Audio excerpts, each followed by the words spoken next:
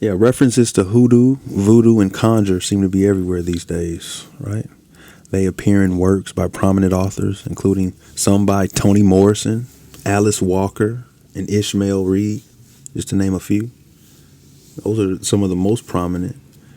Articles on the doings of voodoo practitioners are common in newspapers and magazines. Mary Laveau, the voodoo queen of New Orleans, has become a celebrated figure in scholarly circles, right?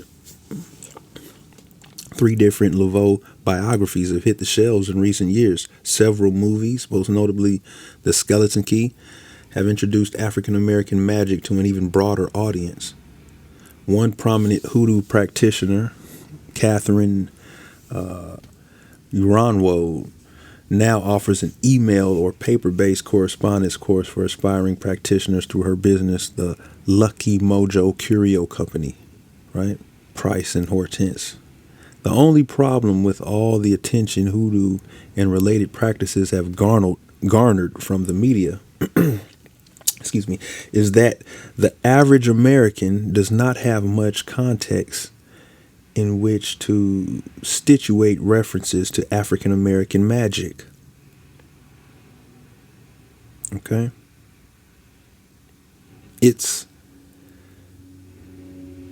doubtful that most could give straightforward definitions of hoodoo, voodoo, or conjure, or explain why hoodoo and voodoo are not quite synonymous. Even less expected is that more than a handful could probably properly situate these systems of belief within African American history, folklore, and everyday life. Just as important to Americans' cloudy ideas of hoodoo, conjure, and voodoo are the stereotypes that surround supernaturalism, right?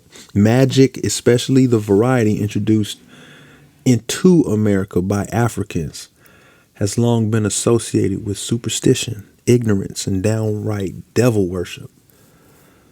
These stereotypes have been present since the days when New Englanders were hanging witches, as evidenced by the fact that at least one of the accused was a believer in and possibly a practitioner of voodoo. True, the number of executions of accused magic workers has significantly declined over the centuries, but African American believers and practitioners still receive more than their fair share of disparaging remarks in the popular press, right?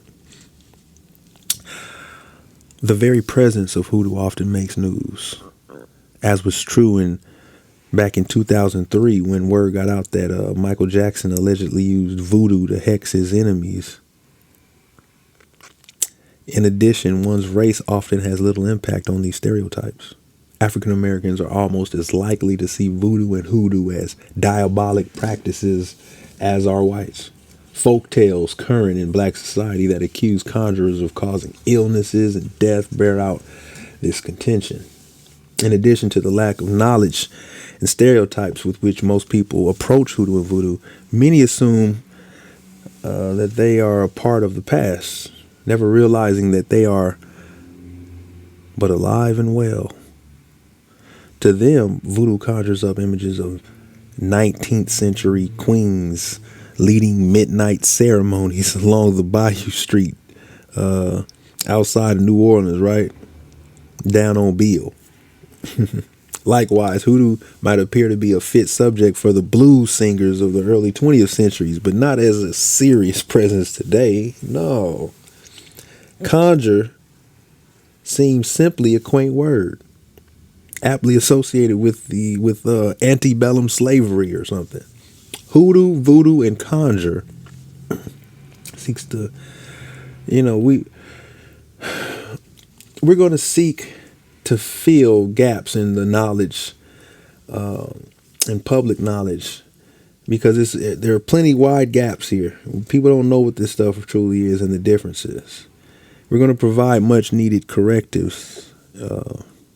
When public perception diverges from facts, we're going to show you how, right? I'm going to explain this to you over the next few releases on this channel.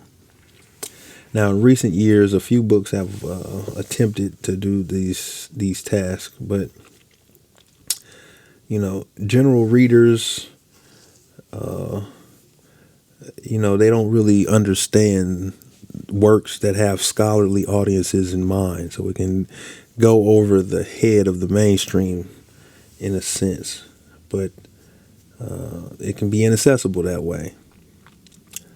But although in no way dumbed down, we're going to explain this so that everyone can understand. Now, the most logical way for us to begin clearly defining what it's all about, what exactly is hoodoo, voodoo, and conjure, and how they differ from one another. We have to say voodoo proper is an African Creole religion, right? Meaning that it is a faith that began in African and adapted to new conditions in the American South, basically. Began in Africa and adapted to new conditions in the American South. So it's an environmental thing, right? As a developed system of belief, it has its own gods, priests, sacred ceremonies, and magic. At the same time, just which religion the term designates varies significantly by context. For instance, scholars frequently use voodoo to refer to a West African religion that's more properly called voodoo or voodoo. More often, however, one sees voodoo used to indicate a folk religion of Haiti, the preferred term of which is voodoo. In North America, voodoo means a religion once popular amongst the banks of the Mississippi River, especially in the city of New Orleans. To further complicate matters, voodoo is sometimes called voodoo or vaudou in the United States. And more detailed analysis of the relationship between these religions and the reasons for the multiplicity of the similar terms must await in later discussion, right? Hoodoo, in modern parlance, does not refer to a religion. On the contrary, it designates a body of magical beliefs with little reference to deities and the trappings of religious worship. Practitioners generally limit their duties to telling fortunes, casting spells, making charms for paying clients. However, this has not always been the case, y'all. Hoodoo has long been associated with the Mississippi Valley as the voodoo. Evidence strongly indicates that the two share a common ancestry and may once have been synonymous.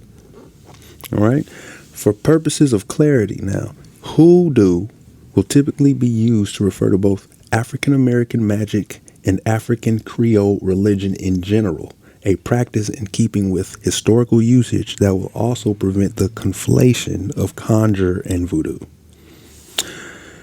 Whereas hoodoo refers to the brand of African American supernaturalism found along the Mississippi, conjure properly denotes the variety found elsewhere in the United States. The term is rarely used today, y'all, and was already in decline by the early 20th century. Okay. Most modern writers treat it as a synonym for hoodoo, a trend that was adopted pretty much where historical development of black folk supernaturalism is discussed. But it's true that voodoo and hoodoo are really just, well, no. It's not true that it's just devil worship. The answer is no. It's not a question of is voodoo and hoodoo devil worship. From at least the late 19th century on, the vast majority of conjurers have confidently described themselves as Christians. The same has been true of voodoo practitioners, who often saw no insurmountable conflicts between their African-derived faith and the Catholicism prevalent along the Mississippi. All right. Satan does sometimes appear as part of voodoo and hoodoo, to the extent that African American folklore has preserved numerous formulas, from selling one's soul to him in exchange for arcane power, Still, most of the tales of pacts with Beelzebub are just that, stories with little basis in fact. In other words, many have claimed conjurers gained their powers from the devil, but few practitioners have agreed. All right? Finally, can such examples of African folk spirituality just be referred to as things of the past? To assume hoodoo, voodoo, and conjure are dead is to make a grave mistake, y'all. Practitioners continue to operate across the nation, especially in cities with a large African American population. Well, we're going to discuss this going forward. I thank you for tuning in, and be sure to catch my next video. It'll be dropping anytime. Leave your notifications on. Thank you.